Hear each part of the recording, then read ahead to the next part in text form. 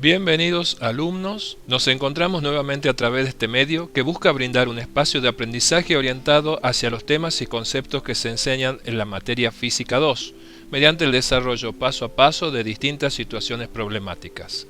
En el día de hoy veremos un problema sobre fuerza magnética.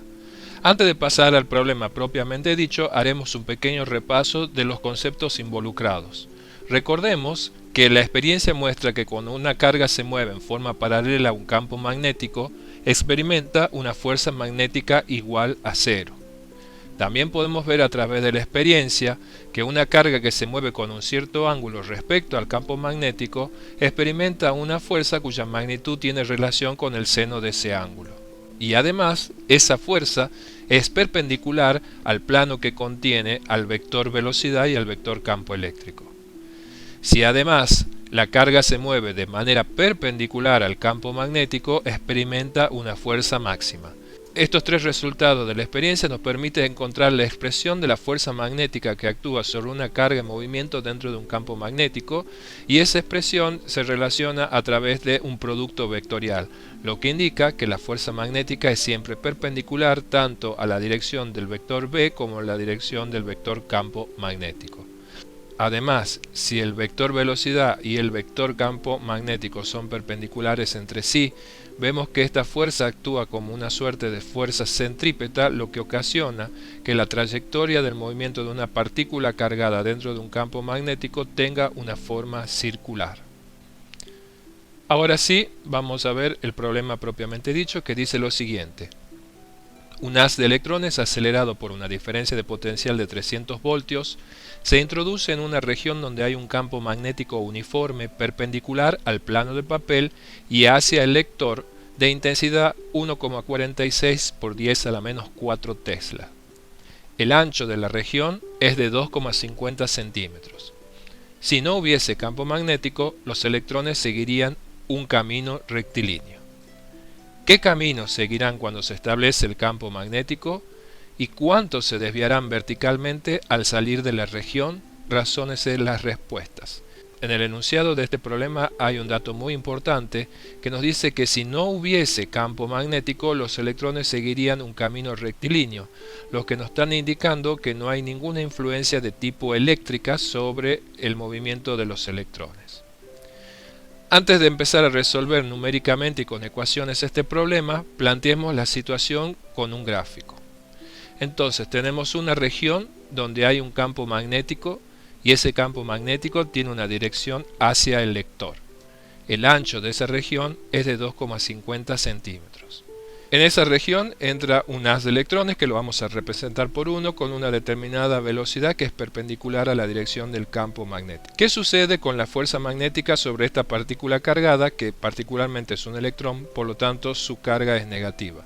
Si recordamos la expresión que habíamos repasado inicialmente sobre la fuerza magnética, veíamos que el resultado de la fuerza magnética sobre un electrón moviéndose en un campo magnético es un vector perpendicular al mismo.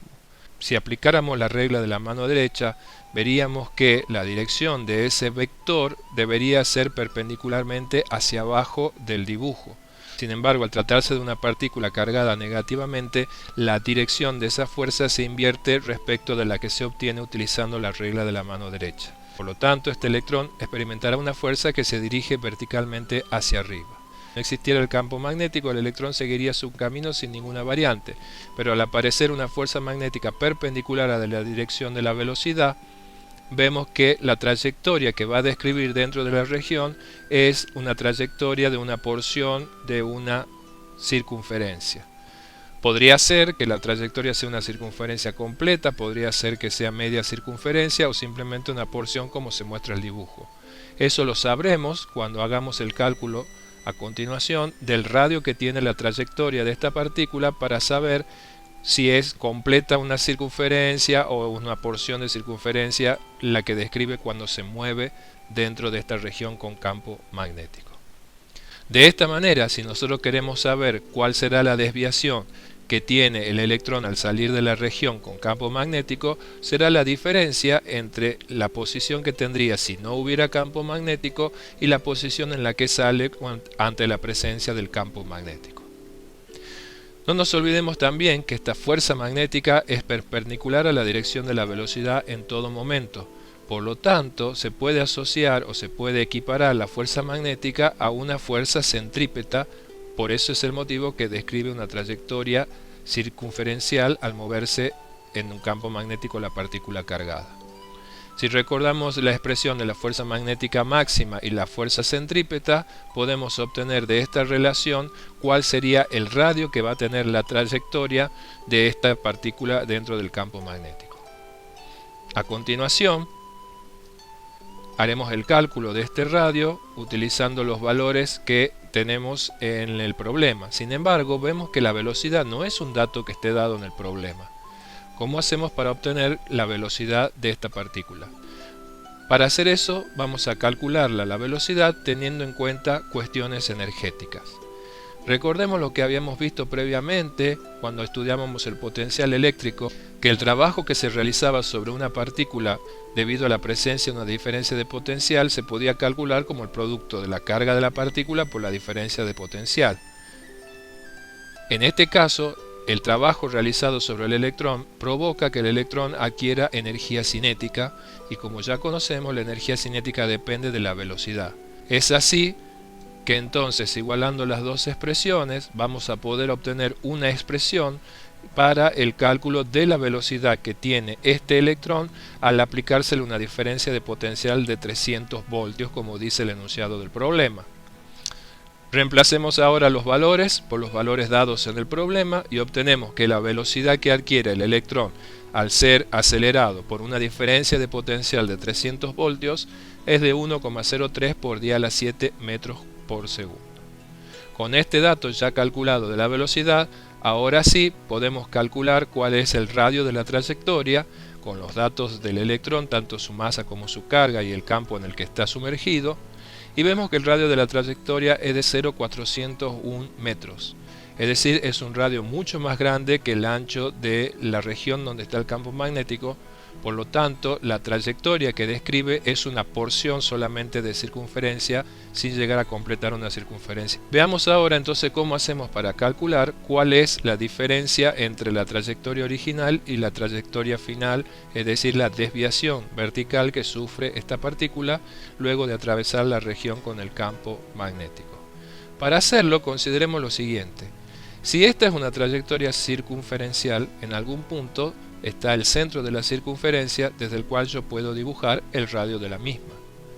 Pero ese radio es constante a lo largo de toda la longitud de la circunferencia. Por lo tanto, si yo me fijara en el punto donde la partícula sale de la región con campo magnético, desde el centro de la circunferencia podría también dibujar el radio de la circunferencia. ¿Qué es lo que se ha formado ahora entre el radio de la circunferencia y el ancho de la región? Podemos dibujar un triángulo, donde este triángulo tiene como lados, por un lado el radio de la circunferencia, por el otro el ancho de la región de campo magnético, y el otro lado es una incógnita a la que llamaremos I en general. ¿Para qué me va a servir este triángulo que hemos dibujado en función de las longitudes planteadas en el problema? Porque se ve claramente que la diferencia de camino, es decir, la desviación que va a sufrir la partícula, es igual al radio que tiene la trayectoria de la circunferencia menos este lado del triángulo. Por lo tanto, podremos escribir que la desviación será igual al radio de la trayectoria menos lo que hemos llamado I de este triángulo que ha quedado conformado. Este lado del triángulo es fácilmente calculable, como lo veremos a continuación. Ha quedado claro entonces que la desviación será igual al radio de la circunferencia menos el lado de este triángulo, al que le aplicaremos el teorema de Pitágoras. Si aplicamos el teorema de Pitágoras y despejamos de esta expresión la medida del lado que desconocemos del triángulo, obtenemos que ese lado es de 0,4002199 metros. Utilizamos muchas cifras significativas. ¿Por qué? Porque el radio de la circunferencia está muy cercano al valor que hemos encontrado del lado del triángulo para que al momento de hacer la resta podamos encontrar el resultado de la desviación que sufre la partícula luego de atravesar una región con campo magnético y que la trayectoria de esa desviación es una porción de circunferencia. Esperamos que le haya gustado el desarrollo, que se haya entendido, y de todas formas siempre se puede volver a empezar y detenerse en el momento en que uno tenga dudas. Será entonces hasta un próximo encuentro.